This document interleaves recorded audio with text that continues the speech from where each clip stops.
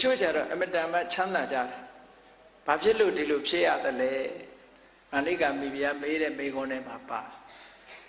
အဲ့ဒါကိုမြတ်စွာဘုရားကဘယ်လိုဖြေတော့ဆိုရင်ချမ်းသာတယ်ဆိုတာလည်းအကြောင်းပဲမဟုတ်ဘူးဆင်းရဲတယ်ဆိုတာလည်းအကြောင်းပဲမဟုတ်ဘူးတဲ့ဒါနကောင်းမှုနဲ့စိစိတ်ဥစ္စာအမြဲတမ်းဆက်သွယ်ပြီးတော့နေတယ်တချို့အထင်နဲ့ကိုယ်လုံလဝိရိယနဲ့ကြိုးစားလို့ရတယ်လို့ထင်တာဟုတ်ပါတယ်ကြိုးစားလို့ရတာနဲ့ကံပေးလို့ရတာမတူဘူးတဲ့ကြိုးစားလို့ရတာကကြိုးစားလို့ရတာအတိုင်းအတာတစ်ခုပဲကံပေးလို့ရပြီဆိုရင်အတိုင်းအတာတစ်ခုတဲ့ပို့တယ်ပေါ့အဲ့တော့မလုပ်ခဲ့ရင်ကိုမခံစားရဘူးဆိုတာဟာ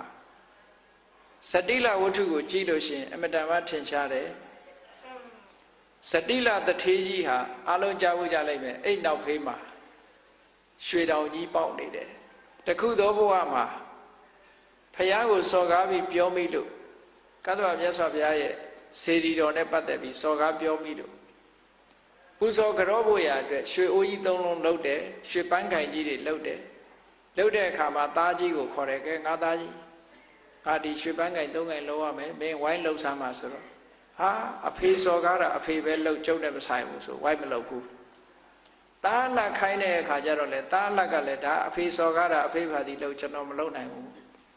တားငယ်လေးခိုင်းတဲ့အခါကျတော့ဩအဖကိစ္စဆိုတာလောက်ရမှာပေါ့ဆိုပြီးတော့အတက်တရောသူကဝိုင်းလှုပ်ခဲ့တယ်အဲ့ဒီရွှေအိုးကြီးတွေလှုပ်ပြီးလှူခဲ့တဲ့ကုသိုလ်ကောင်းမှုကြောင့်ရွှေတော်ပေါက်တာအဲ့တော့ခုနကသားကြီးနှစ်ယောက်ကသူတို့မပါသေးတဲ့အတွက်ကြောင့်သားကြီးနဲ့သားလက်ကရွှေကိုဖဲ့လို့မရဘူးသူတို့အဲ့တော့စတိလတထေးကပြောတယ်မင်းတို့ငါသားကြီးနှစ်ယောက်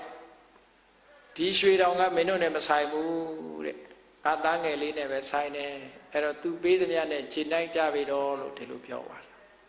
အဲ့ဒါကကံပေးတာနော်အေးဒါကြောင့်ဘုလို့မြတ်စွာဘုရားကဒါနကောင်းမှုဒုဋ္ဌာကိုအကြောင်းပြုပြီးတော့လူတွေကချမ်းသာဒုက္ခရကြတာတဲ့မွဲတာကလှူလို့မွဲတာမဟုတ်ဘူးတဲ့မလှူခဲ့လို့မွဲတာများတယ်အဲ့တော့မလှူခဲ့တဲ့ပုဂ္ဂိုလ်တွေကမွဲတည်ပြီးတော့လှူခဲ့တဲ့ပုဂ္ဂိုလ်တွေကချမ်းသာတာဖြစ်တယ်ပေါ့ဒါကိုဆိုလိုတယ်ပေါ့